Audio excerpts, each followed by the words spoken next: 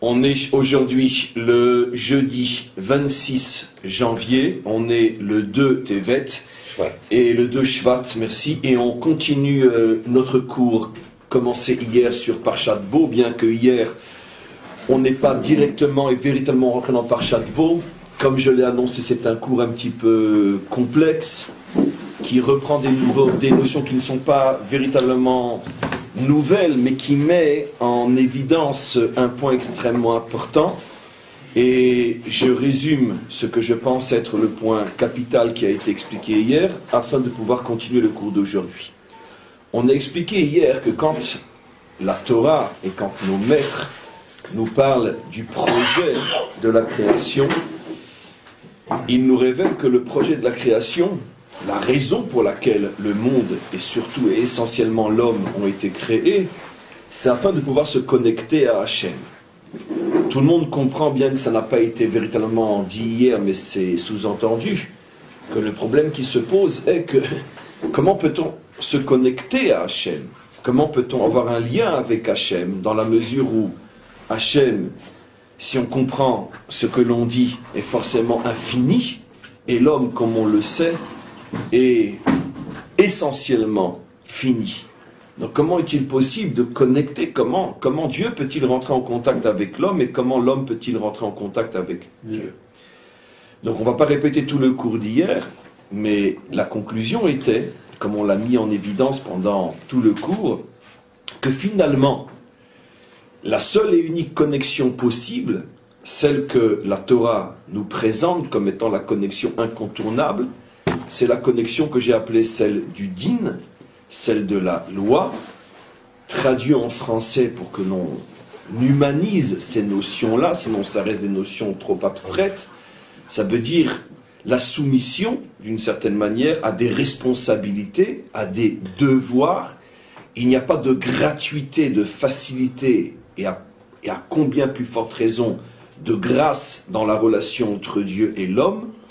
Tout s'acquiert par l'effort, par la responsabilité, par la soumission à un devoir, et très schématiquement, très globalement, ce devoir nous est présenté par la Torah, qui se présente à nous non sous la forme d'une gratuité, mais sous la forme d'un engagement. Je m'engage dans chaque instant de mon existence, et pas un engagement, on pourrait dire formel, abstrait, un engagement par l'esprit, mais un engagement par le corps, un engagement par l'acte, un engagement physique.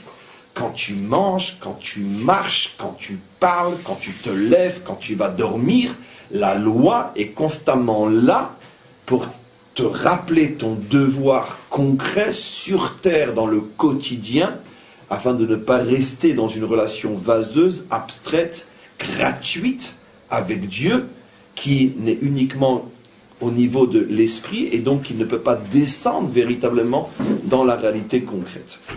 Alors ça, c'est ce qu'on avait expliqué hier, c'est la raison pour laquelle on avait expliqué que nos maîtres faisaient allusion à ces notions-là, entre autres, par le fait que les Atid Lavo, au moment de la délivrance, la halacha est comme Shamaï, qui est justement, on pourrait dire, le pilier de la loi, alors que la question était, celle-là je la répète parce qu'elle vaut la peine d'être réentendue, mais apparemment, d'après notre vision naïve et stupide de l'histoire, on se serait attendu à ce qu'au moment où tout se dévoile, où tout devient clair, l'homme est affranchi de tout joug, de toute responsabilité, de tout devoir, pour entrer dans une fusion gracieuse et amoureuse avec le maître du monde, où finalement tout n'est que jouissance spirituelle. Comment nos maîtres peuvent dire exactement le contraire? La réponse, on l'a déjà donnée hier, et on revient sur cette réponse aujourd'hui, c'est parce que justement, plus le divin se dévoile, et plus la connexion est importante, et comme la connexion, pour ne pas perdre ce dévoilement, passe et passera pour l'éternité par le biais de la responsabilité et du devoir concret, automatiquement la notion de loi ne pourra pas disparaître. J'imagine qu'au fur et à mesure qu'on va avancer dans ces dévoilements, la connexion va s'affiner. Il est fort probable que les choses vont, on pourrait dire, évoluer dans le sens que vont se dévoiler de nouvelles dimensions de la loi que nous ne connaissons absolument pas aujourd'hui. parce qu'il est évident, et c'est d'ailleurs à souhaiter, que l'homme, dans plusieurs millions d'années, ne sera pas ce qu'il est aujourd'hui. Quand je dis millions d'années, je plaisante bien sûr, mais je parle en temps spirituel, pas en temps de la montre. Mais il est clair que l'homme va évoluer, donc sa relation à Dieu va évoluer. Mais le principe fondamental de se soumettre à quelque chose, de ne pas être pris en charge par une grâce gratuite et par une relation amoureuse de jouissance uniquement, toutes ces notions-là n'ont pas de place dans le judaïsme au niveau de la connexion entre nous et lui. Maintenant, on va évoluer un petit peu plus pour rentrer dans ce qui nous intéresse aujourd'hui. J'espère qu'on va enfin y arriver, dans le sens de la descente en Égypte, de la sortie d'Égypte, puisque c'est Parshat Bo, et de voir exactement ce que cela signifie. Le Ari Akadosh, comme je vous l'ai expliqué déjà de nombreuses fois, nous révèle, et c'est facile à comprendre que ça ne pouvait pas être autrement, que, comme je l'ai expliqué, la descente en Égypte n'a rien à voir avec des fautes faites par ceux qui sont descendus en Égypte, puisque tout simplement au moment où la descente en Égypte a été décrétée, les protagonismes n'existaient pas encore, puisque Abraham n'avait même pas eu encore d'enfant, même pas encore Ishmaël, il était encore stérile. Et déjà à ce moment-là, il y a le décret de ta descendance sera en exil. Donc il est clair que cet exil, comme je l'ai dit hier, à la différence des 4 qui vont suivre, n'est pas pour faire, entre parenthèses, réparer quelque chose par ceux qui auraient abîmé. Mais d'un autre côté, demande le Ari Akadosh, on le sait, l'exil est quoi qu'il en soit toujours un tikkun, une réparation pour quelque chose qui a été abîmé, réparer ce qui a été abîmé. Donc si ce n'est pas directement ceux qui sont descendus en exil qui ont abîmé, alors qui a abîmé et que vient-on réparer? Le Ari Akadosh révèle qu'en vérité le peuple juif étant d'une certaine manière la prolongation fondamentale et essentielle de l'homme originel, Adam Arishon et son épouse, Chava, le peuple juif va avoir entre autres, et ce entre autres-là est l'une des fonctions presque essentielles de son histoire, le peuple juif va avoir comme fonction de réparer la faute de Adam Arishon. C'est-à-dire que le peuple juif, d'une certaine manière, va être l'héritier de problèmes qui n'ont pas commencé avec lui, mais il porte la responsabilité. J'ouvre une petite parenthèse énorme. Regardez jusqu'où va la responsabilité qu'a accepté le peuple juif. Regardez jusqu'où le sens du devoir et de la soumission à quelque chose qui me dépasse. Jusqu'où ça va dans notre peuple, puisque le peuple juif a endossé la responsabilité, il a accepté le devoir de réparer une faute qu'il n'a jamais commise. Pour qui? Pourquoi? Pour le bien final de l'humanité tout entière. Et donc cette faute commise par Adam Arishon, il faut bien qu'elle soit réparée. Nos maîtres nous expliquent que la réparation de cette faute a été proposée à tous les peuples. Ils l'ont tous refusé, parce que tous cherchent la gratuité et la facilité. Pourquoi endosser la responsabilité pour quelqu'un et pour une faute dont je n'ai pas été impliqué, ou je n'ai pas été impliqué? Et voilà que Dieu a trouvé un peuple et un unique peuple sur terre qui a dit « Moi je ne vivrai pas uniquement pour moi, mais je vivrai pour l'humanité tout entière. » Et pour que l'humanité soit réparée, il faut que cette faute soit réparée. Et voilà comment naît le peuple juif. Il endosse la responsabilité, le devoir de la réparation. Et c'est la raison pour laquelle nous dit le Ari Akadosh, c'est absolument fabuleux, c'est vraiment merveilleux, c'est ce qui est enseigné. C'est d'une profondeur inimaginable. Et donc le Ari Akadosh nous explique que c'est la raison pour laquelle Hachem décrète la descente en exil d'une descendance qui n'a pas fauté. Parce que cette descendance n'existe pas pour elle-même, mais elle existe pour endosser la responsabilité d'une faute commise par un homme au départ, et cet homme-là, qui est l'homme fondamental, qui contenait toute l'humanité, tout ce qui allait sortir de lui, si cette faute n'est pas réparée, l'humanité est porteuse d'un problème qui va, d'une certaine manière, l'habiter pour l'éternité, et l'humanité n'arrivera pas à sa réparation. Le Ari Akadosh continue d'après ses codes, ou plutôt ses décodages, pardon, et va rentrer dans le décodage de la faute de Adam Arishon. Et il va expliquer quelque chose d'extraordinaire. il explique en vérité, on le sait, avant lui et grâce à Dieu, c'est une des bases de la compréhension juive de la Torah, que tous les personnages bibliques ne représentent pas qu'eux-mêmes, et c'est la raison pour laquelle on continue jusqu'à aujourd'hui à étudier leur histoire, parce que l'on sait, et nous avons les clés du décodage, que chacun des personnages bibliques fait allusion à bien plus qu'à lui-même. Et donc si c'est vrai pour n'importe quel personnage biblique, c'est des milliards et des milliards de fois plus vrai pour les deux premiers personnages bibliques fondamentaux qui sont Adam et Chava. Que représentent-ils au-delà d'eux-mêmes? De quel arbre sont-ils les racines? Demande le Ari Akadosh. Puisque tous les personnages bibliques sont d'une certaine manière les racines d'un arbre historique qui va pousser grâce à cette racine-là. Avraham, Yitzhak, Yaakov, dans le bien comme dans le mal, Lavan, Amalek, etc. Demande le Ari Akadosh, Adam et Chava sont les racines de quel arbre? Et en vérité de deux arbres, puisqu'il y a deux personnages. Le Ari Akadosh révèle, Adam Arishon est la racine de ce que sera plus tard le peuple juif, et Chava est la racine de ce que seront plus tard les 70 nations, l'humanité tout entière. C'est un des grands chidouches du Ari Akadosh. Ça veut dire que dans ces deux personnages clés, on a les racines de l'humanité tout entière, le peuple juif à travers Adam, Israël à travers Adam, d'où le Ari Akadosh le sait, entre autres, d'une allusion que fait Rajbi dans le Zohar, Atem kroyim Adam ve'enu mot ha'olam kroyim Adam. Donc, on voit bien que Israël est le tronc, l'arbre, sorti de la racine adamique, tandis que l'humanité tout entière, elle, a pour racine Chava. Rappelez-vous que j'avais dit hier, et je faisais allusion à ce que j'allais dire aujourd'hui, comme quoi l'humanité, les nations sont fondamentalement féminines, et donc, d'une certaine manière, c'est à travers cette féminité qu'on va comprendre quel est le problème fondamental. Le Ari Akadosh continue et va commencer à révéler des choses qui sont bouleversantes. Il y a à partir du moment où on a ce décodage que Adam c'est Israël et Chava c'est l'humanité, on voit que le Nachash vient pour s'attaquer à Adam et Chava, mais en vérité, il s'attaque essentiellement à Chava. Nos maîtres expliquent des siècles, voire presque 1000 ans et plus encore avant le Ari Akadosh. Simplement, le Ari Akadosh va venir décoder ce que nos maîtres avaient dit plus de 1000 ans avant lui. Le Ari Akadosh a vécu il y a à peu près 500-600 ans.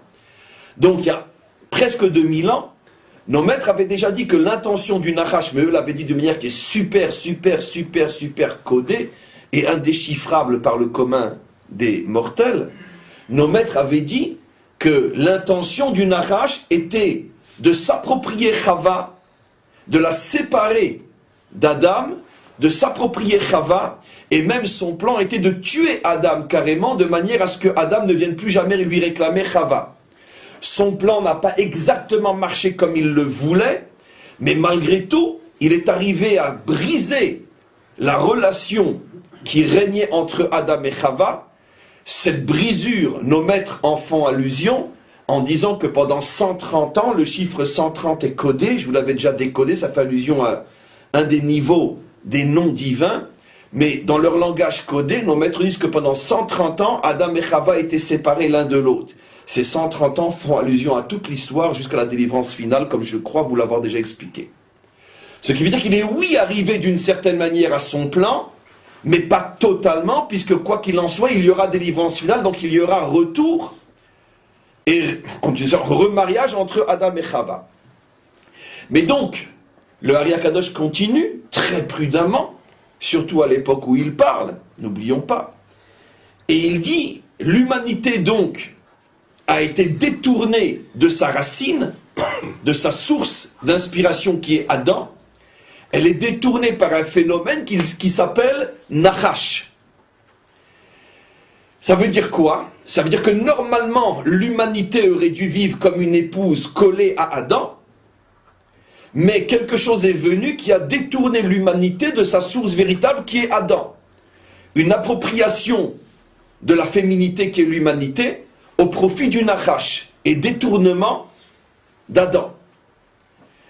Le Ari Akadosh continue et dit, d'après le décodage, si Adam c'est Israël et si l'humanité, si Chava c'est l'humanité, on comprend que normalement le projet était que les nations restent collées à Israël, mais le Nachash ne voulait pas que les nations s'inspirent réellement d'Israël, et le Nachash est venu proposer à l'humanité un système, un modèle nouveau, afin de détourner l'humanité de sa véritable source maritale, qui est Israël, qui est Adam, et décoder Israël. Le Ari Akadosh continue et va un petit peu plus loin, parce que là il sait qu'il prend des risques, et il dit, si vous voulez savoir ce qu'est cette force qui détourne l'humanité de sa source, plutôt de son mari, qui est Israël, n'oublions pas, dit le Ari Akadosh, il est celui qui nous le révèle, que la valeur numérique de Nachash, c'est Mashiach, Messie, ce qui veut dire que viendra, ou est venu, peu importe, restons dans le style de l'étude, viendra, puisqu'on parle de Adam Arishon, viendra, on pourrait dire une force messianique qui détournera l'humanité de sa source véritable. Viendra donc une force qui se présentera comme étant messianique, puisque c'est la même valeur numérique, et arrivera à attirer l'humanité vers un nouveau projet qui, d'une certaine manière, ne rendra plus nécessaire l'union maritale entre Israël et les nations. Les nations continueront à savoir qu'elles viennent d'Israël, comme une femme qui a quitté un mari pour en aller vers un autre, elle sait que son premier mari était celui qui est l'ancien, mais maintenant elle en a un nouveau. Et cette force messianique va pousser Adam, va repousser Adam à l'état de l'ancien, et va faire croire à Chava, qui est l'humanité tout entière, qu'elle a maintenant trouvé un nouveau. Et ça va durer pendant 130 ans, décodé, ça fait allusion à toute l'histoire jusqu'à la délivrance finale. Le Ari Akadosh fait allusion à quelque chose d'autre que nous ne pouvons pas encore dévoiler explicitement aujourd'hui parce que le moment n'est pas arrivé. Mais il dit que, en vérité, ce détournement de l'humanité n'a pas été uniquement que par la force messianique qui détourne l'humanité de sa source juive authentique, sa source d'inspiration juive authentique, mais il existe, et caché dans le secret du mot Nachash, une autre source, une autre force qui elle aussi se partagera le détournement de l'humanité de sa source initiale qui est Israël, et cette deuxième source, cette deuxième force est cachée à l'intérieur du mot Nachash, et nous avons la clé du décodage aujourd'hui, depuis fort longtemps, et nous savons de quoi il s'agit. Mais l'heure du véritable dévoilement n'est pas arrivée encore. Mais en tous les cas, le Ari Akadosh affirme que dans le mot Nachash se trouvent les deux forces qui s'approprieront l'humanité, qui prétendront remplacer Adam et feront croire à Chava que Adam c'est de l'ancien et que maintenant, grâce aux deux nouveaux, l'humanité est sauvée et l'humanité s'ouvre à une ère meilleure. Ces deux fantasmes s'appellent dans le langage codé de la Bible le Nachash. L'un est plus facilement identifiable parce que le Ari Akadosh a pris le risque de nous dire c'est la même valeur numérique que Messie, Mashiach. L'autre est beaucoup plus mystérieuse parce qu'infiniment plus dangereuse, et le Ari Akadosh n'a pas dévoilé explicitement à quoi il faisait allusion. Cette tradition a traversé l'histoire, et de génération en génération, les maîtres d'Israël savent à qui il faisait allusion, mais pour l'instant, la chose n'a pas le droit d'être dite. En tous les cas, qu'est-ce qui s'est passé? Quoi qu'on dise, il faut pouvoir le retrouver dans le mot Nachash. Toute la difficulté, c'est pas l'intuition, mais où c'est dans le mot Nachash, et c'est là qu'est toute la grandeur du dévoilement. En tous les cas, on va continuer un petit peu plus.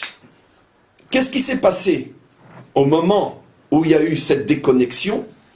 Le Ari Akadosh va beaucoup plus loin. Vous imaginez la clé que représente pour nous le Ari Akadosh? Je ne sais pas si vous imaginez. Juste, il faudrait comme se rappeler de temps en temps ce que c'est le Hari HaKadosh. C'est la clé fondamentale. Je sais que je dis ça aussi sur le Balatourim et sur d'autres, mais quand il s'agit d'ouvrir les portes les plus secrètes, les plus profondes, les plus mystérieuses de l'existence, il n'y en a qu'une, le Hari HaKadosh. Tous les autres viennent pour utiliser cette clé, pour nous montrer comment on s'en sert. Mais la clé, c'est le Hari HaKadosh. Toute la Chassidut, toute la Kabbalah, tout vient du Hari HaKadosh. Mais Rashi, il était avant. D'accord, mais il n'a pas ouvert les mêmes portes qu'eux. Ou disons, je préfère dire d'une manière plus intelligente. À son niveau, les choses étaient tellement fermées que de toute façon, on ne savait même pas qu'il y avait des clés. C'est pour ça que j'ai utilisé un mot qui veut dire ce qu'il dit. Clé. C'est-à-dire celui qui a donné la clé, c'est le Hari HaKadosh. Pour faire une clé, pour aller dans votre sens, il faut du fer, il faut du matériel, du matériau.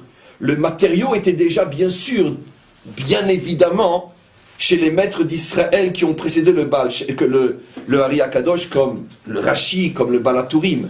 Mais celui qui a su faire de tous ces matériaux apportés par toutes les générations avant lui, la clé qui ouvre la porte, c'est le Hari HaKadosh. Et après lui, qu'est-ce que vont faire les maîtres ?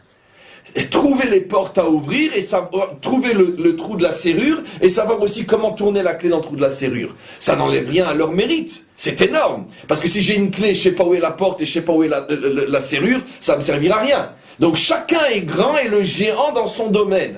Mais dans le domaine de trouver la clé, ou plutôt de la former, il n'y en a qu'un, il est unique au monde de la vie de tous les maîtres d'Israël, un homme, un juif qui assume la responsabilité d'avoir donné la clé de la compréhension profonde et ultime de toute l'existence, le Hari HaKadosh.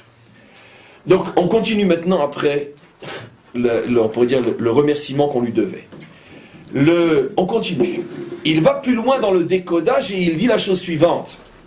Qu'en vérité, au niveau des attributs, au niveau des midot, au niveau des qualités, Adam et Chava ne représentent pas uniquement l'un Israël et l'autre l'humanité, tout entière, avant d'être détourné par le Nachash, mais il représente aussi des qualités, et aussi forcément des noms divins, ça veut dire des qualités qui font allusion à des noms divins, et il révèle que Adam incarne la qualité, la mida de Rachamim ou Chesed, la bonté ou la clémence, la pitié.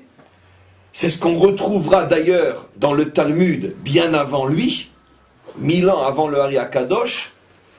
Le Talmud révélait que la qualité essentielle d'Israël, Rachmanim, Ben Rachmanim, Baishanim, Gomle Chassadim, toutes les qualités qui sont de la famille du Chesed.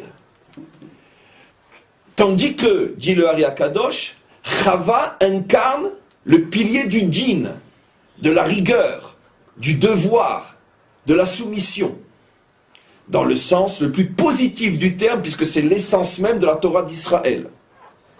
C'est la raison pour laquelle, dit le Hari HaKadosh, que quand, à la fin des proverbes, Michelet, le roi Salomon va chanter la plus belle louange jamais chantée à la femme et à la Torah, puisque tous les commentaires expliquent chacun des versets de Eshet Chayil qui trouverait une femme vertueuse autant pour l'épouse que pour la Torah, le Hari HaKadosh dit pourquoi le roi Salomon, et pas seulement lui, mais des dizaines avant et après lui, compare la Torah à la femme, parce que justement la dimension réelle de la féminité, c'est le sens de responsabilité et l'acceptation sur soi d'un joug qui n'est pas forcément toujours l'expression d'un choix. La femme est cette nature capable de prendre sur ses épaules une responsabilité. C'est la nature féminine par excellence, qui s'est malheureusement pratiquement perdue aujourd'hui. Donc c'est pour ça que ce que je dis paraît très difficile à comprendre, parce qu'on cherche des femmes partout, et même à la loupe on n'en trouve presque plus. Mais parce que où elle est écrasée, où elle est, on pourrait dire, j'irai pas libérée, parce que c'est un mot qui ne veut plus rien dire aujourd'hui, où elle est explosée, où elle est écrasée, où elle est exploitée, merci, où elle est écrasée, où elle est exploitée, mais la femme, telle que la Torah en parle, qui vit avec sur ses épaules le joug des responsabilités, cette femme-là a pratiquement disparu. Elle est à mi-chemin entre la femme écrasée et la femme exploitée. Elle n'est ni l'une ni l'autre. Elle est tout simplement femme. Maintenant, l'humanité est féminine. Et le Ari Akadosh dit, la féminité, c'est le sens de la responsabilité. Ça veut dire d'une certaine manière ce qu'on a appelé dans le cours d'hier, la soumission à la loi, midata din, la compréhension profonde qu'il n'y a rien de gratuit et il n'y a pas de grâce dans ce monde. Tout ça qui est par l'effort et par l'accomplissement d'un devoir, et tu ne recevras rien que tu n'as pas mérité, ce qui est d'après nos maîtres la dimension féminine. Et donc, qu'est-ce qui va se passer à partir du moment où l'un et l'autre sont séparés? Et c'est ce que voulait le Nachash. Le Nachash voulait séparer le din du chesed. Il voulait que le chesed soit d'un côté et le din de l'autre. Ça veut dire qu'il voulait tout simplement exploser l'homme. Il voulait le déséquilibrer. Soit il est dans l'amour excessif, soit il est dans la rigueur excessive. Soit il va prôner l'amour à tout prix, soit il va prôner le din à tout prix. Soit il va libérer exagérément, soit il va écraser exagérément. C'était ça le but du Nachash, selon le décodage de nos maîtres, mettre l'homme dans une situation où il n'y a plus d'équilibre, où il ne parle que de grâce, où il ne parle que de soumission. Mais il n'y a plus d'union entre les deux. Le Ari Akadosh dit, le projet était ce qu'on a expliqué hier, et on va y arriver, je sais que vous faites allusion à ça. Non, pas ça. Avaye Elokecha, je suis Avaye ton Dieu, traduit d'après nos décodages. Elokecha fait allusion à la loi, mais Avaye fait allusion au chesed. Ça veut dire qu'effectivement, bien évidemment, que Dieu est amour et chesed, mais en même temps, tu ne peux te coller à lui que par le biais de la loi. Et donc, il n'y a aucun accomplissement et réalisation possible de la loi. La loi ne peut pas être dépassée, remplacée, accomplie. Elle est en avance sur l'éternité. Mais c'est vrai en même temps, c'est ça le paradoxe que personne presque n'arrive à comprendre. La loi n'a pas pour but de m'écraser, mais de me permettre d'accéder à un amour infini. Mais tu ne peux pas arriver à cet amour infini sans la connexion permanente et éternelle de la loi. L'homme a du mal à faire rentrer cette équation paradoxale dans son cerveau, mais si Dieu veut la loi, il me soumet, où est l'amour? C'est quelque chose qui est effectivement difficile à faire rentrer dans un cerveau cartésien, et la réponse véritable à cette question est, si Dieu était un homme, et donc qu'on devait comprendre les choses avec la logique humaine, alors ta question est une bonne question. Mais dans la mesure où il s'agit de se coller à quelque chose qui dépasse l'entendement humain, au niveau du maître du monde, ce qui te paraît à toi, à ton niveau, un paradoxe et une contradiction, n'en est pas une. Le maître du monde, si tu acceptes les règles qu'il a fixées, te montrera que précisément en étant soumis à lui par le biais de la loi, c'est de cette manière qu'on arrive, qu'on atteint un amour infini, tellement infini que l'infini n'est pas suffisamment grand pour contenir cet amour infini. Nos maîtres font allusion à ce paradoxe à leur niveau, leur explication, en disant qu'on voit que pendant toute la sortie d'Égypte, Moshe utilise, parce que Dieu lui a demandé de l'utiliser, l'expression dite à Pharaon, lâche mon peuple, chez Yavdouni, pour qu'ils deviennent, mais Avadim. Et tout le monde fait remarquer, mais c'est absolument incroyable, c'est presque fait exprès pour nous choquer, nous heurter. Comment se fait-il qu'on utilise le même mot pour parler de la soumission à Pharaon et de la soumission à Dieu? Le même mot, Eved, qui veut dire en très mauvaise traduction esclave, qui veut dire en bonne traduction serviteur, soumis à. Donc tout le monde pose la question, mais qu'est-ce que devait penser Pharaon quand on lui dit « Sors, lâche tes serviteurs pour qu'ils deviennent mes serviteurs ». Mais Pharaon a répondu, mais pour qui il se prend celui-là? Il veut quoi? Il veut acheter mes esclaves? Donc ça c'est au niveau de Pharaon, qui est une brute, il comprend rien. Mais nous aussi on a le droit de poser la même question. Tu n'as pas peur, maître du monde, qu'on soit choqué, qu'on s'étonne? Comment se fait-il que tu veux remplacer une avdoute par une autre? Un service par un autre? Je ne réponds pas encore à la question. Parce que, évidemment, la provocation est volontaire. Le maître du monde sait qu'il met ses pieds dans un champ de mine en obligeant Moshe à utiliser le même mot qui a une connotation tellement négative. Vous imaginez un peuple qui, depuis des siècles, est en esclavage? On utilise le même mot pour parler maintenant de son très proche relation avec Dieu. Il y a une provocation intolérable. Qu'est-ce que le bon Dieu veut? J'ai pas fini. Nos maîtres disent, au sujet du don de la Torah, lorsque les louchot, les tables nous ont été données, il est dit que l'écriture sainte, puisque Mirtav Elohim, ou c'est une écriture divine, l'écriture sainte était charut à la louchot, était gravée dans la pierre. Et nos maîtres nous montrent, par le génie de la langue, surtout que la langue est écrite sans ponctuation dans le texte, donc on peut lire charut, mais on peut lire aussi cherut. Et nos maîtres nous disent, al tikra harut et la cherut, ne dit pas gravé, mais dit liberté, en lecha ben chorin et la mishe osek batora. L'homme qui étudie la Torah est un homme libre. La liberté, c'est la Torah. Et donc, nos maîtres disent, regardez le paradoxe. D'un côté, on nous dit Eved, mais d'un côté, on nous dit tu es Eved pour recevoir la liberté. C'est ça le paradoxe fou que met en évidence le Ari Akadosh, c'est qu'au niveau du maître du monde, c'est précisément par le biais de la soumission à lui que tu obtiens véritablement et uniquement par la loi et non par la grâce, c'est uniquement par ce biais-là que tu obtiens la véritable liberté. Liberté que n'importe lequel d'entre nous vit tout simplement tous les jours à l'intérieur de sa vie de juif, et que ce sont des choses qu'on ne peut pratiquement pas transmettre, comme le disait David Ameller, Ta'amour ou kitov Hachem, goûtez et vous verrez combien Hachem est bon, en ce sens qu'il y a des choses que si tu ne les as pas expérimentées, tu ne peux pas les expliquer.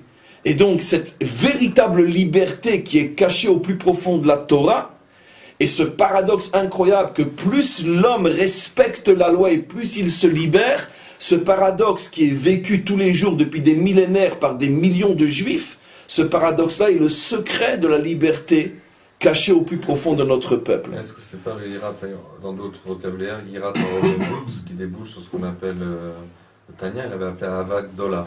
On peut dire ça, ce qu'on appelle Yirat HaRomemut, ça veut dire la crainte révérentielle, traduite en français, ça veut dire c'est le plus haut niveau de l'expression de la crainte ou de la soumission, que quand tu arrives à ce niveau-là, tu ne vois plus, tu ne ressens plus du tout l'aspect contraignant de la loi, mais tu ne ressens plus que l'aspect libérateur de la loi.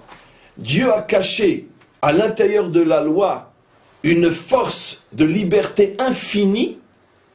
Et c'est ça encore une fois le paradoxe fou, j'ouvre juste une parenthèse, je vais tout de suite poser la question, à notre niveau, que Dieu me pardonne de mettre notre cerveau tordu dans les secrets du maître du monde, mais à notre niveau, on pourrait presque expliquer que la raison pour laquelle Hachem a prévu ce système paradoxal pour nous, que c'est précisément dans l'accomplissement méticuleux de chaque détail de la loi que se trouve véritablement la véritable liberté, c'est justement pour nous aider à dépasser notre logique et notre compréhension des choses, pour apprendre à l'homme que son cerveau n'a absolument pas un instrument adéquat pour comprendre le divin, et c'est pour ça que Dieu a créé un paradoxe que le cerveau humain ne peut pas comprendre, pour justement nous obliger à cet effort d'humilité. Je me fous royalement de ce que tu comprends ou tu ne comprends pas. Moi, j'ai décidé que dans la soumission à la loi, à ma loi, je te libérerai. Maintenant, si cette équation-là n'est pas mathématique et n'est pas logique, alors laisse tous les charlatans du monde y apporter une autre réponse. Mais toi, si tu veux croire en moi, sache que plus tu accompliras la loi dans les moindres détails, et plus tu arriveras à cette hauteur, à cette libération qu'on appelle la liberté véritable. Oui. Il y a deux phrases que des fois on utilise pour Adam et Chava. On dit que le bon Dieu bara otam, ish ve isha, bara otam, ומצד שני, עזר כנגדו. לנחש, il voulait sortir le nom de divin. Ish veisha, si vous enlèvez le E, il reste Esh. Alors, 130 ans, il était en Esh. Ezer kenegdo, ça veut dire quand il est bien, elle est devant lui, mais quand il fait mal, elle est toujours contre lui. D'accord. Mais c'est ça la zizanie qu'il a mis entre l'homme et la femme, c'est-à-dire entre Israël et les nations. Absolument. Et Rav, à la lumière de ce que vous aviez dit hier, j'ai repensé, c'est un aspect qui parallèle, mais ça donne un autre éclairage à ce qu'on dit sans cesse à la fin de Kippour, cette fois, Hachem ou Elohim. Parce que c'est pour être avec Hachem, il faut passer par Elohim. Bien sûr, parce que la question que tout le monde demande en hébreu, on aurait dû dire Elohim ou Hachem. Elohim, alors déjà, chaque veille de Kippour, on pose cette question-là. Elohim ou Hachem? Parce qu'il est englobé dedans, comme on a dit. C'est bien sûr, c'est pas l'essentiel ressemble pas à l'accessoire. Or, on est tous d'accord, selon la question d'hier, que Hachem est au-dessus d'Elohim. Donc, on peut dire Hachem ou Elohim. Le roi est un prince, le roi vit avec le prince, le roi vit avec le prince. Non, le prince vit avec le prince vit avec le roi. On ne dit pas le père est avec le fils, on dit le fils est avec le père. Évidemment. Donc, pourquoi on dit cette fois Hachem ou Elohim? Ça, il n'y a rien de plus juif que cette phrase-là. Parce qu'elle prend le contre-pied de toutes les fausses croyances. Qu'est-ce que ça veut dire Hachem ou Elohim? Tu veux être avec moi, passe par Elohim. Tu veux pas d'Elohim, tu veux pas de la loi, alors reste dans tes fantasmes. Mais moi, tu ne m'auras pas. Qui c'est qui se fait avoir? Toute l'humanité, qui est partie avec le Nachash. On continue maintenant. Donc, quel va être le problème? J'arrive enfin, après 1h30 de cours, plus encore si je compte le cours d'hier, on va arriver à Parshat Bo. Et Parshat Bo, on voit une merveille. Pour comprendre encore une fois quelle est cette merveille, je répète ce que j'ai dit au début du cours, que le Ari Akadosh dit que la descente en Égypte est le début, on est loin d'être la fin, mais le début de la réparation de la faute de Adam Arishon. La faute de Adam Arishon, encore une fois, qu'est-ce qu'elle était? C'est qu'on a séparé entre le din et le chesed, on a séparé l'humanité de sa source d'inspiration véritable, et l'humanité maintenant est entre les mains du Nachash, et le Nachash cache deux types de civilisations dont les maîtres d'Israël ont le secret, du décodage. Maintenant, il faut réparer ça, et la réparation est le début de la réparation de la descente en Égypte. Et là, on va comprendre quelque chose d'extraordinaire. Vous savez qu'au début de Parashat Toldot, la Torah répète dans le même verset quelque chose qui est une répétition. Elle est Toldot Yitzhak ben Avraham, Avraham olid et Yitzhak. Voici l'histoire de Yitzhak, le fils d'Avraham. Avraham a engendré Yitzhak. Avec tous les coups qu'on a déjà donnés, tout le monde comprend que les deux yeux, les deux oreilles, tout s'ouvre. Mais attends, mais qu'est-ce que la Torah nous dit? Je veux dire, même un homme qui ne sait pas parler ne répète pas dans la même phrase une évidence. Pas le maître du monde. Qu'est-ce que ça veut dire? Voici l'histoire de Yitzhak, fils d'Avraham. Avraham a engendré Yitzhak. Et s'il est le fils d'Avraham, c'est pas le voisin qui l'a engendré, ça c'est clair. Pourquoi le redire dans le même verset? Nos maîtres nous expliquent, je choisis l'explication qui nous concerne, car il y en a de nombreuses, c'est pour mettre en évidence le fait qu'il y a ici un chidouche incroyable. On ne parle pas ici de l'engendrement biologique, parce que ça suffisait de le dire une fois. Si je suis le fils de mon père est forcément mon père, ça c'est clair. Ici, il s'agit de mettre en évidence quelque chose qui n'est pas évident du tout. Et en le répétant, la Torah nous suggère, comme je vous l'ai toujours expliqué, c'est la pédagogie de la Torah, une des formes qu'elle utilise, elle répète pour éveiller mon attention. Et sur quoi doit s'éveiller mon attention? Sur la prise de conscience qu'il y a ici un chidouche. Mais comment Avraham peut-il engendrer Yitzhak? Comment Yitzhak peut-il être fils d'Avraham? Et j'explique, le chidouche est fabuleux. Avraham, comme on le sait, incarne l'amida de chesed, la bonté sans limite. Yitzhak incarne le pilier de la rigueur, la retenue sans limite. Où on voit entre autres, et c'est Rashi qui l'explique d'une manière fabuleuse, en 3 lignes, en 3 mots, Rashi le dit dans Parshat Toldot, d'où on voit que Yitzhak incarne la retenue, la rigueur sans limite. Rashi nous dit que bien que Yitzhak savait que Yaakov était mieux que Esav, et que fondamentalement, si déjà c'est lui qui méritait les bénédictions, dans la mesure où Esav était né le premier, Yitzhak voulait respecter les règles et les lois du monde, et dans la mesure où Esav est né le premier, c'est lui qui recevra les bénédictions, si ce n'était le maître du monde qui lui-même a enfreint ses propres règles, pour des raisons qui ne sont pas le cours d'aujourd'hui. Mais Rashi met en évidence le fait que Yitzhak était un homme qui se soumet à la loi. La loi dit l'aîné et l'aîné, c'est pas à moi d'inventer une nouvelle loi parce que la loi me dérange. Je ne suis pas venu pour accomplir ou abolir la loi, je suis venu pour la respecter. Nekuda. Là on voit entre autres, parmi des milliers d'autres exemples, comme quoi Yitzhak incarne le soumis à la loi, même si ça le dérange au plus profond de lui-même, parce qu'il fait confiance à la loi. C'est le maître du monde qui a dicté sa loi, et le maître du monde n'a pas changé, et s'il y a eu un moment où le maître du monde pensait que cette loi était bonne, comment imaginer qu'arrivera un moment où il pense qu'elle ne l'est plus? Ça veut dire quoi? Qu'est-ce qu'on ose faire de lui? Vous changez de Kelton? Il manque plus que ça qu'il fasse de la pub aussi pour la loi. Vous changez de loi. Ça veut dire quoi?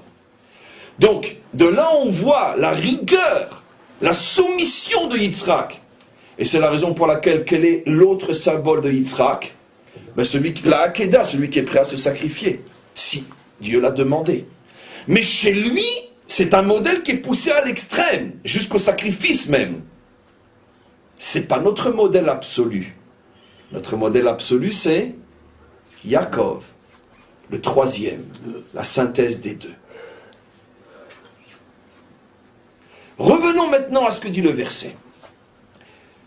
Yitzhak est le fils d'Abraham, et Abraham est le fils de Yitzhak. Comment il est le père d'Yitzhak? Comment qu'il faut décoder ça? Il y a ici 3 enseignements dans le même verset. D'abord, la mise en évidence qui est un pélé. Comment la matrice du chesed peut-elle mettre au monde la matrice du din?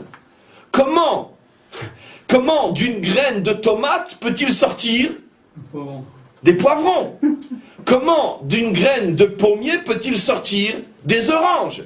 C'est ce que la Torah veut mettre en évidence. Il y a ici il y a un miracle ici. Mais évidemment qu'il y a un miracle. C'est la raison pour laquelle la naissance de Isaac ne pouvait pas être naturelle. Elle est miraculeuse, comme on le sait. On a ici dans ce verset la réponse à cette question. Mais pourquoi était-il stérile? Pourquoi a-t-il fallu un miracle? Pourquoi te fatigues-tu, maître du monde, à attendre qu'il a 100 ans et elle 90 pour leur donner Yitzhak? Si de toute façon tu vas leur donner, donne-leur plus tôt. Tu leur donnes à un moment où même elle n'y croyait plus. Elle a ri. Pourquoi? La réponse est dans ce verset. Parce qu'il s'agit de faire descendre une âme qui ne peut pas descendre par les voies naturelles d'un père comme Abraham. Comment un père comme Abraham peut-il mettre au monde un enfant comme Yitzhak? Évidemment que biologiquement parlant, il peut mettre au monde un enfant, même 10, même 20, même 100. La preuve, c'est que lui, il n'était pas stérile. C'est qu'il a eu Ishmaël avant. Et après, il a eu encore 11 enfants avec, enfin, peu importe combien, 10, 8, 9, peu importe, avec Torah. Il n'a jamais eu de problème, lui. Le problème était de pouvoir faire descendre une âme qui n'a rien à voir avec lui, qui est son extrême opposé. Ça, c'est ce que le verset met en évidence. Abraham et Yitzhak, c'est le produit d'un miracle. Et là commence le tikkun. Le chesed et le din arrivent à nouveau à s'unir. Des millénaires après la faute de Adam Arishon. Et après, regardons ce que dit le verset. Yitzhak est le fils d'Abraham. Bien que Yitzhak incarne le din, il n'avait pas honte et il ne rejetait pas sa source qui était le chesed. Abraham est le père de Yitzhak. On le sait, mais on ne parle pas de biologie ici. On parle de d'essence. Quand Abraham regardait son fils Yitzhak qui prenait un chemin à l'extrême opposé du sien, il disait, ça c'est mon fils. Je me reconnais en lui. Ça veut dire que ce verset résume d'une certaine manière la réparation à un certain niveau de la faute de Adam Arishon. Bien que le Nachash a tout fait pour séparer, la reconstruction commence. Le chesed se retrouve dans le din se retrouve dans le chesed. Pourquoi? Parce qu'en vérité, c'est la même chose. L'union entre le chesed et le din, c'est l'union sacrée et mystérieuse entre Dieu et son monde. Vous vous connectez à moi par le din, mais je vous montre le chesed. Alors si tu nous montres le chesed, alors gracie-nous tout de suite et laisse-nous tranquille avec ta loi. Non! Je veux l'union des deux. Vous venez avec la loi et moi je viens avec le chesed. Vous ne voulez pas la loi, vous n'aurez rien. D'un autre côté, ce à quoi je ne fais pas beaucoup allusion dans ce cours, c'est aussi l'autre aspect. Mais si vous ne voulez que la loi, et que vous dites que si vous venez avec la loi, Dieu est aussi rigueur, alors vous ne m'aurez pas non plus. Je suis bonté et vous venez avec la rigueur. Une religion qui dira tu es bonté, on vient avec la bonté, ou puisqu'on vient avec la rigueur, tu es rigueur, ces deux religions sont cachées dans le secret de la première faute de Adam Arishon. En tous les cas, on commence donc à avoir le tikkun avec Abraham et Yitzhak. Et maintenant, regardez comment on va évoluer. Et on va essayer d'avancer. On a quelque chose de fou dans Parshat Bo, que j'ai déjà mis en évidence plusieurs fois. Et aujourd'hui, après tout ce qu'on a déjà lu depuis hier, qui va sortir de manière beaucoup plus grandiose, et l'année prochaine, encore plus grandiose, puisque la Torah est infinie. Et chaque cours est censé nous faire oublier le précédent, pour bien nous montrer que la Torah est infinie. Et que, quoi qu'on dise, on est toujours dans du fini. C'est pour ça que chaque cours nous fait oublier le précédent. C'est ça la force et la grandeur de la Torah. Parce que si tu te souviens d'une chose, ça veut dire que tu es dans le fini. Mais l'infini est l'infini. Donc il n'y a plus de place pour autre chose que le moment présent qui est infini. C'est ça la force et la grandeur de la Torah. Je continue. Il y a quelque chose de fou dans la paracha. Quand on sort d'Égypte, il est marqué en toutes lettres. Et là, on ne peut pas le cacher parce que c'est marqué. Qu'on est resté 430 ans en Égypte. Or, c'est impossible. C'est impossible qu'on soit resté 430 ans en Égypte. Pourquoi? Rachid fait le calcul simple. Nos enfants peuvent le faire aussi, même depuis la maternelle. Lévi est descendu en Égypte et Moshe, à 80 ans, a sorti Israël de l'Égypte. Entre Lévi et Moshe, il n'y a pas plus que 250 ans. Pourquoi? Parce que Lévi est l'arrière-grand-père de Moshe. Lévi a vécu 110 ans. D'accord? Chaque père a eu un fils dans son plein âge. Donc quand il avait peut-être 20 ou 30 ou 40 ou 50 ans, peu importe. Mais c'est impossible que de l'arrière-grand-père au petit-fils, il peut y avoir 430 ans. À cette époque-là, on ne vit plus 900 ans. Gag, 100, 110, 120. Et comme chacun a un enfant au milieu, impossible d'arriver à 430. Impossible.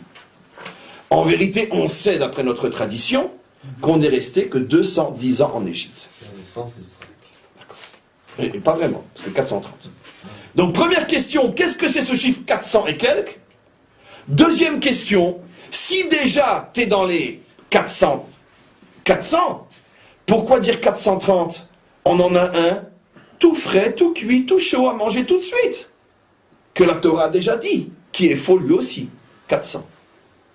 Quand la Torah a dit 400, ben quand elle a annoncé à Abraham l'exil futur en Égypte, Yodea teda ki ger yezaracha be'eretz lo lahem ve'avdu otam arba me'od shana. Et tu sauras que ta descendance sera en exil dans une terre qui n'est pas à eux, et ils seront en exil 400 ans. Donc il y a ici deux questions, ou trois questions. D'abord, pourquoi la Torah ne dit-elle pas le chiffre réel qui est 210, qui correspond à 3 générations, de Lévi à Moshe?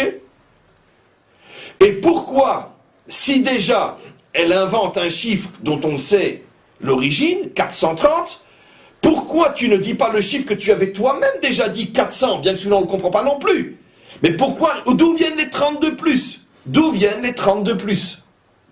Donc finalement on a 3 chiffres, 210 qui est le réel, qui n'est cité nulle part explicitement dans la Torah, ce sont des allusions, Et deux chiffres officiels, 400, celui dit à Abraham, et 430, celui annoncé à la sortie d'Égypte. D'où viennent le 400 et le 430? Rachi explique, puisqu'il est là pour ça, une énormité pareille, il faut bien l'expliquer. Il dit en vérité, non. Hachem avait dit à Abraham, Yodea Teda Kiger Yezaracha. Ta descendance sera, mot à mot, ta semence sera en exil. À ce moment-là, il n'a pas encore de semence. Il n'a pas encore de descendance. Quelle est sa première descendance? Yitzhak. Donc, la Xéra, Haïta, le décret était sur la descendance depuis son avènement. Donc, depuis l'avènement de la descendance qui est Yitzhak, commence l'exil. Car effectivement, on n'a jamais été sur notre terre. À l'époque, ce n'est pas encore notre terre, puisqu'elle est complètement habitée par un autre peuple, les Cananéens. Et Rachi dit, d'où vient le chiffre 400? Si tu comptes depuis la naissance, et il fait le calcul pour nous, tu comptes depuis la naissance de Yitzhak sur la sortie d'Égypte à 400 ans.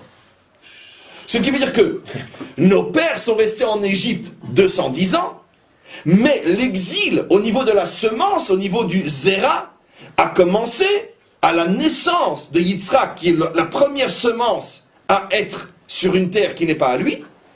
Et si tu comptes depuis Yitzhak jusqu'à la sortie d'Égypte, tu trouves 400.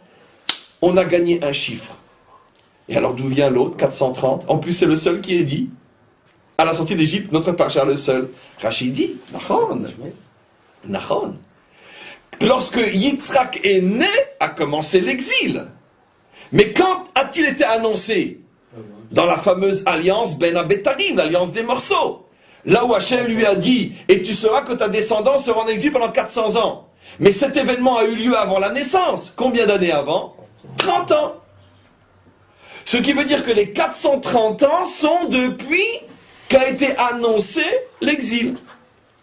Et on a trouvé nos trois chiffres. Merci Rachi. 210 ans, c'est le temps effectif passé en Égypte. 400 ans, c'est l'exil réel depuis la naissance de Yitzhak. Et 430, c'est le temps depuis le moment où c'est annoncé jusqu'au moment où c'est terminé. C'est annoncé 430 ans avant que l'on sorte d'Égypte. Donc quand la Torah nous dit on est resté 430 ans en Égypte, il faut déchiffrer, décoder et comprendre. Il s'est écoulé 430 ans depuis que l'annonce avait été faite à Abraham jusqu'à la sortie d'Égypte. Il reste une, ou plutôt deux questions très importantes. Très bien. Mathématiquement, on est retombé sur nos pieds. Mais pourquoi, malgré tout, la Torah se casse la tête à chercher un chiffre qui n'est pas si évident que ça, alors que... Pourquoi ne pas parler du vrai chiffre? On a compris 430, on a compris 400. Mais pourquoi tu ne dis pas? C'est déjà que tu dis combien de temps on était en Égypte. Dis qu'on était 210 ans. Pourquoi tu ne dis pas le vrai moment? La réponse, c'est le Hari Akadosh qui nous la donne. Une fois de plus, vous l'avez deviné. Parce que la Torah, c'est pas un livre d'histoire géo. On n'en a strictement rien à faire de savoir combien de temps on était en Égypte. Ça va nous améliorer notre vie? Non, parce qu'il n'y a pas de message là-dedans. Nos ancêtres, les Gaulois, et alors ça va changer ma vie de savoir que mon ancêtre est un Gaulois? Non. La Torah est là pour changer ma vie.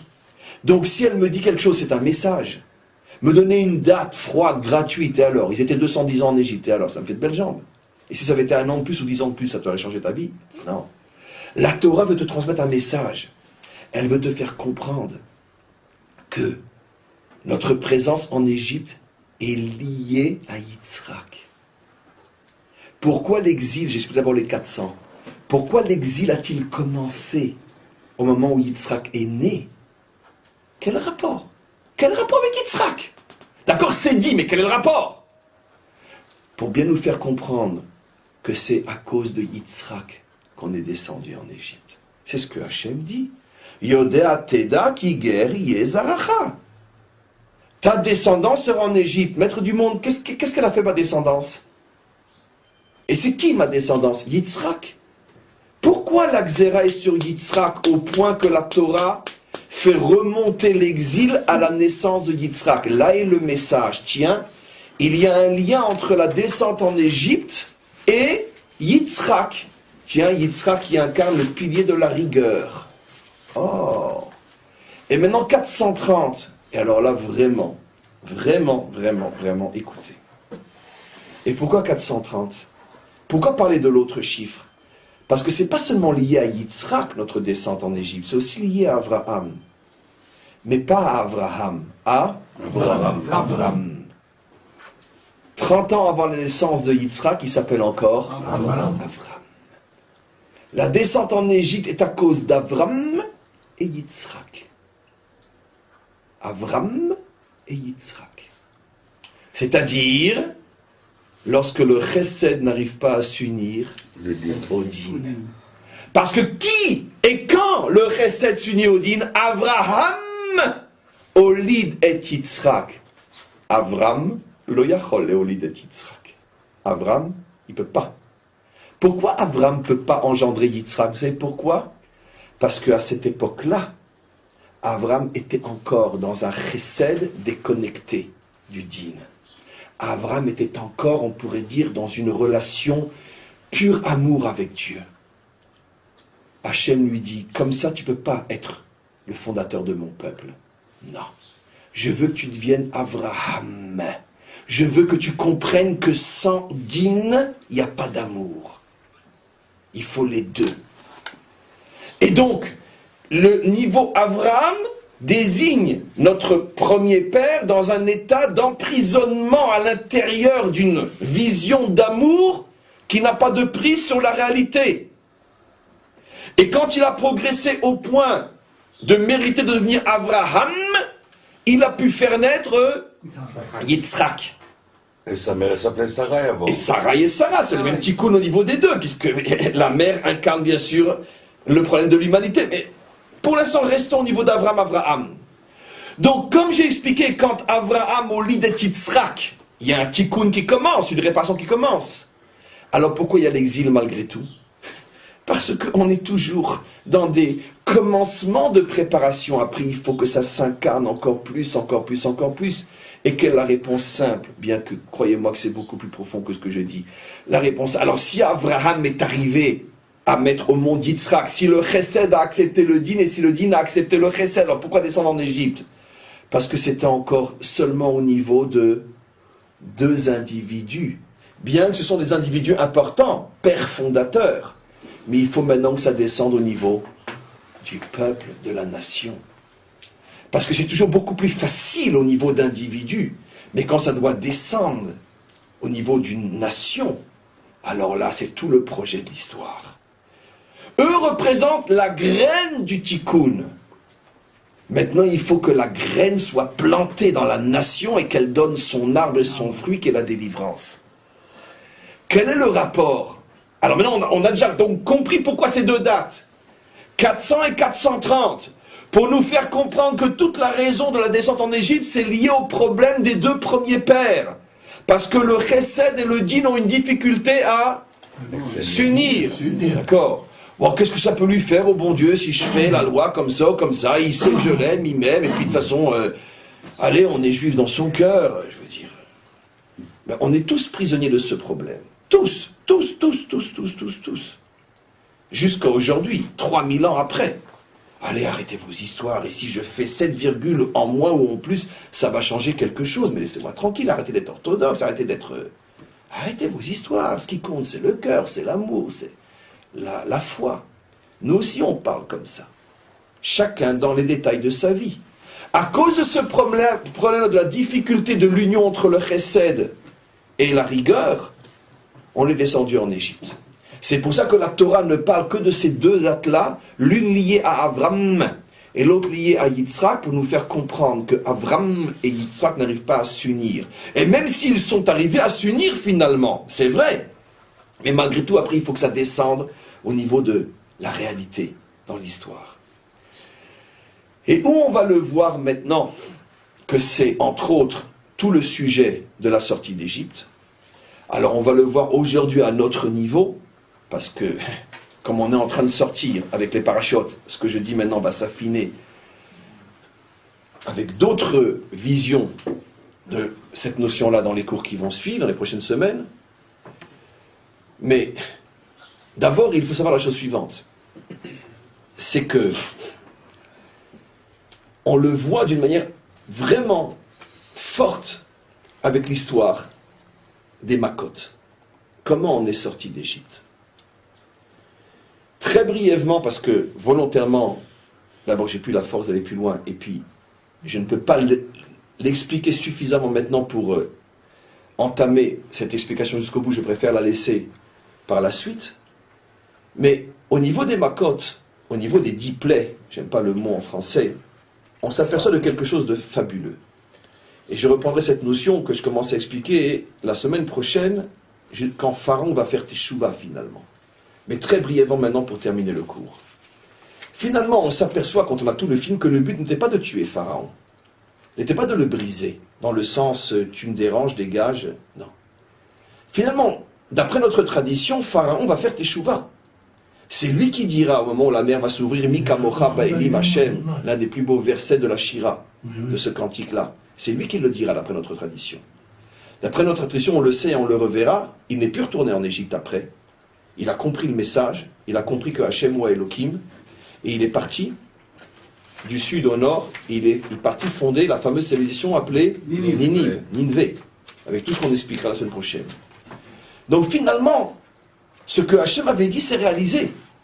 Veyedou Mitzrayim ki ani avaye, et l'Égypte sera, l'Égypte, son substrat, son essence qui est Pharaon. Le but n'était pas de tuer, de briser, d'éliminer. Un juif n'élimine pas ses adversaires. Il essaye de leur faire prendre conscience de ce qui est bon pour eux. Et Pharaon le comprendra.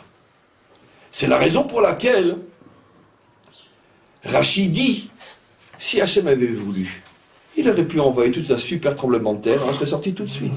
Il aurait pu raser directement l'Égypte. Pourquoi encore un, et encore un, et encore un, et encore un? Autre question que demande Rachid. Si c'est finalement la dernière Makkah de Bechorot, qui l'a fait lâcher parce qu'il a eu peur de mourir lui-même, parce que lui-même était Bechor. Commence par Makkah de Bechorot, qu'est-ce que ça a besoin d'en faire 9 d'abord? N'importe quel enfant sait comment répondre à cette question, il fallait juste la mettre en évidence. Et parce que Hachem n'a pas l'intention de détruire. Hachem veut réparer. Et donc le but, c'est pas d'écraser l'ennemi. Le but, c'est de construire l'humanité. Et Pharaon et ce qu'il représente fait partie intégrante de cette humanité voulue par Dieu. Simplement que quoi? Que pour l'instant, Pharaon ne veut pas rentrer à l'intérieur du projet, pour lequel lui aussi a été créé en tant que bénéficiaire et pas seulement en tant que participant. Il y a une place pour tout le monde. Le projet de la Torah est universel. Même Pharaon a sa place dedans. Il est hors de question de le faire dégager. Où on a déjà mis en évidence à quel point Hachem tient à Pharaon aussi. Ben, dites-moi, avec le cadeau qu'il lui a fait, ben, il est quand même le père de celle qui a sauvé Moshe, donc qui a sauvé l'humanité. Et quand on déteste quelqu'un, on ne lui donne pas de tel mérite. Et c'est quand même sa fille qui a sauvé Moshe. On ne fait pas un cadeau comme ça à son ennemi. Quoi qu'il en soit, c'est quand même lui qui a mis au monde celle qui a sauvé le monde. Pareil avec Lavan et les 4 mères d'Israël. On voit toujours le même schéma dans la Torah. On ne détruit pas, on répare et on récupère. On utilise. Non, parce que ça donne des mérites. Sauf quand après il va être le fondateur de Ninive, on va en faire toute une paracha dans la Bible sur Ninive, parachat Yona, qu'on lit à Kippour, le jour le plus saint de l'année. Oui. On nous rappelle le mérite de Pharaon, comme exemple de ce que nous, des fois, on n'est pas. C'est comme on le verra la semaine prochaine, c'est pour ça que Yona ne voulait pas aller prophétiser là-bas. Tellement il savait que les Niniviens étaient meilleurs que les Juifs. En tout cas à cette époque-là. Pourquoi? Civilisation fondée par Pharaon et ses descendants. Mais on reverra, on reverra. Pour Dieu. Mais c'est d'air. Mais c'est parce qu'un homme est con qu'il faut l'éliminer. Cette vision de on élimine les cons, c'est pas juif. Excusez-moi de le dire comme ça. C'est pas juif. Non. Parce que s'il a été créé, c'est qu'il a un sens, cet homme-là. Pourquoi il a été créé sinon? Alors aide-le à devenir bon. Remplace le C par le B. Alors pourquoi quand Rega, c'est trop fort. Écoutez, Rega. Donc, c'est clair qu'il y a ici un témoignage d'amour infini. Infini. Si on vous pose la question après ce cours, écoutez bien, mais quand vous l'aurez intégré, vous répondrez comme ça. Trouvez-moi dans la Torah l'endroit où on voit l'expression d'amour la plus infinie de toute la Torah. Et vous répondrez, eh bien la manière dont Dieu a géré son problème avec Pharaon, il ne l'a jamais détruit. Et il a été doucement avec lui, en lui donnant encore une chance, encore une chance, encore une chance. Et même au dernier moment où il aurait pu le noyer lui aussi, il a dit non, je tiens à toi. Tu es l'essence d'un projet. L'Égypte, c'est-à-dire ce que tu incarnes, j'en ai besoin. Tu fais partie de mon projet, je ne t'éliminerai pas. Et pourtant, comme vous avez dit, il se prenait pour Dieu, il a tout ce que vous voulez. C'est vrai. Mais alors, il n'y a que le bon Dieu pour aimer à ce point les hommes. Mais maintenant, regardez la merveille. Alors on aurait pu tomber dans le piège. Que si Dieu est tout amour, alors la sortie d'Égypte va se faire avec des roses. Non, avec des coups malgré tout. L'union entre les contraires. C'est vrai, il y a un amour infini, parce que comme ça, si je voulais, je t'éliminais. Tu veux me tenir tête, tu sais qui je suis, tu oses dire mi avaye qui est Shmabeko, qui est Dieu pour que j'écoute sa voix. Mais s'il avait voulu, il aurait commencé par toi déjà. Toi, tu es déjà toi un premier-né. Il aurait pu commencer par toi tout de suite, c'est fini, il n'y a plus de pharaon, allez, on sort. Pourquoi il te laisse? Pourquoi il va t'amener à devenir le fondateur d'une civilisation qui va, à l'époque du prophète Yona, même dépasser Israël en moralité et spiritualité? Ce que nos maîtres ont le courage de dire, il n'y a que nous pour dire des choses pareilles. Que des païens sont devenus meilleurs que nous. Pourquoi Hachem lui donne tellement de mérite? Pourquoi c'est de sa fille qu'on donne un tel mérite à sa fille? Pourquoi ce qui est sorti de sa bouche, Mikamora Beilim Hachem, c'est un verset dans la Torah. Pourquoi? Parce que Hachem, c'est vrai. Il est la source d'un amour infini pour tous les hommes. Mais, la connexion à cet amour, s'il faut que ça passe par des coups, ça passe par des coups. Il n'y a pas de grâce, il n'y a pas de gratuité. Dieu aurait pu très bien envoyer tout d'un coup un ange qui enjolive Pharaon, tout d'un coup il prend conscience, et une véritable romance d'amour. Non. Tu viendras à moi, qui suis amour, je t'aime, mais tu y viendras par le chemin de la rigueur. Je te frappe. Ce paradoxe-là a été mis en évidence au moment de la sortie d'Égypte. Ça a été d'une certaine manière la première prise de conscience au tout début de l'histoire d'Israël. Parce que les Juifs, il faut comprendre ce qu'ils ont vu. Cette question, c'est pas moi qui la demande, c'est Rachid, tout le monde l'a demandé à Moshe. Mais je comprends pas, mais qu'il cogne déjà. Mais rentre-lui dedans. Non, Hachem ne veut pas. Mais regardez comment ça a commencé avec un ridicule. Il prend son bâton, il le transforme en serpent. Qu'est-ce que fait Pharaon? Il appelle ses... Quand il est sorti de là, les Juifs lui ont dit à Moshe, mais arrête ce ridicule. Mais c'est pas moi qui le dis, c'est le Midrash. Les Juifs ont dit à Moshe, mais à quoi tu ressembles? À celui qui apporte du sable à des gens qui vivent sur le bord de mer. Mais la magie, c'est la spécialité des Égyptiens. Qu'est-ce que tu amènes ton bâton?